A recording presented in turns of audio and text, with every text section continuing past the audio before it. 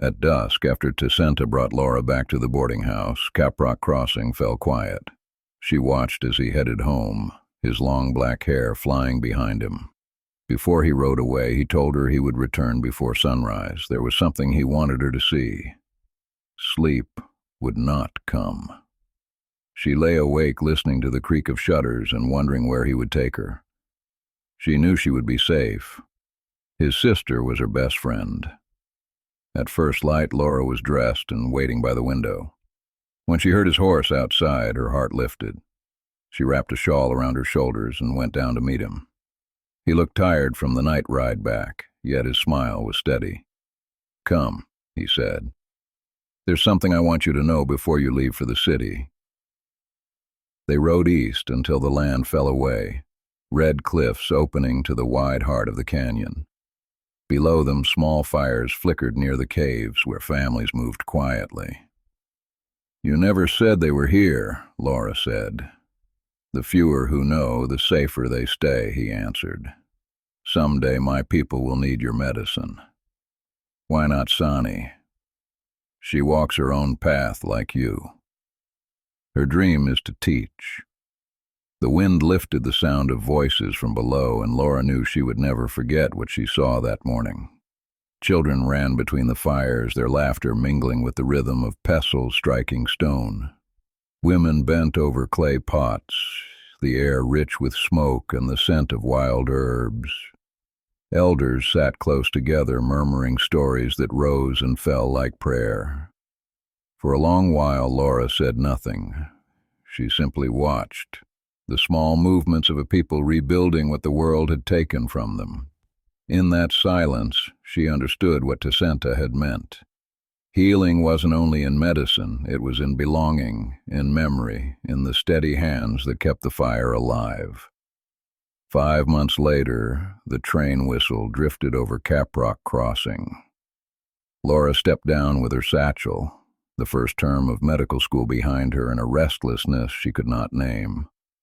Her eyes searched for a familiar face. Near the edge of the platform, Tahsén waited. When he saw her step down from the train, his face lit with relief, the kind that comes after too many uncertain days. Laura smiled, her pulse quickening at the sight of him.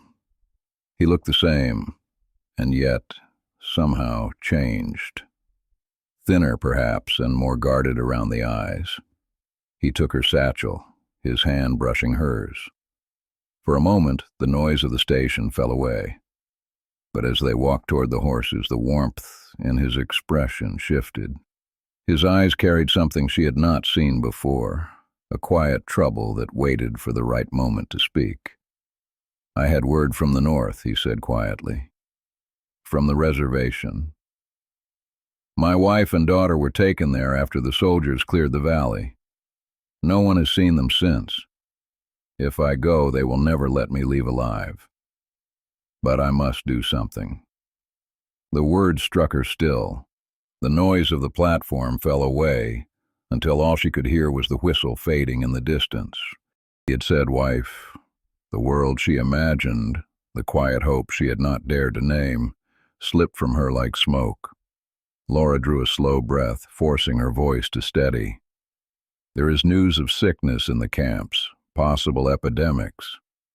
They will believe if someone comes who checks and makes reports. They would not question a doctor, or someone who looks like one." He shook his head. "You could lose everything you're working for." "I know you'd risk your life for them," she said. "Let me try a different way." By the next dawn, she was gone, riding north with 2 steady bays from Boone's herd, one packed with food and blankets, the other for the family she hoped to bring home. At the reservation gate, she showed a letter that named her as an inspector looking for signs of fever. The soldiers, worn thin and short of help, waved her through. A native interpreter followed her through the rows of tents. The air inside the camp was thick with smoke and coughs.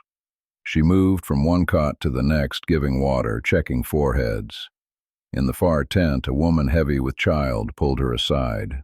The woman's voice was low. She said the family Laura sought was gone now.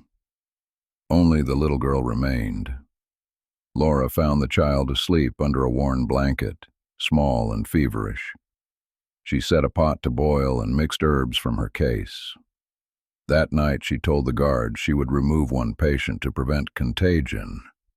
They were glad to see the sickness leaving their post. Before dawn she lifted the girl onto one of the spare horses and rode south. The second horse trailed empty behind, its saddle waiting for a mother who would never return. Tahsén was waiting beyond the ridge. When Laura stopped, the girl blinked awake and smiled at the sight of him. He looked past her to the empty saddle. "Where is her mother?" Laura's voice was quiet. "She was gone before I arrived." He reached for the child and held her close while Laura turned her face toward the plains. By the end of that week, Boone Mercer had made room at the ranch for families. Smoke rose from the chimneys again, and for the first time in years, the valley carried laughter instead of fear.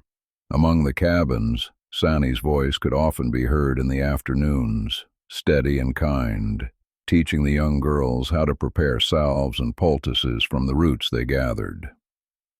Laughter mixed with her patient instruction, and the scent of herbs drifted through the open doors. Through the months that followed, Laura came home between each school term. Each time the plains seemed a little greener, the cabins a little stronger. When her final year ended, she returned for good. When she told him she was home for good, Tahsén caught her up and spun her once in his arms. A sharp, joyous cry broke from his throat, the kind his people gave in celebration. It was heard rolling across the fields until even the horses lifted their heads to listen. 2 months later, their ceremony for shared lives carried on through the night. Grateful families brought gifts for their home. Tahsén found his smile again, and Laura, her dream of being both mother and doctor to the people. If you enjoyed this story, please give it a thumbs up and subscribe for the next tale from West Texas Tales. If you'd like to see how it all began, click right here for episode 1. The Price of a Smile.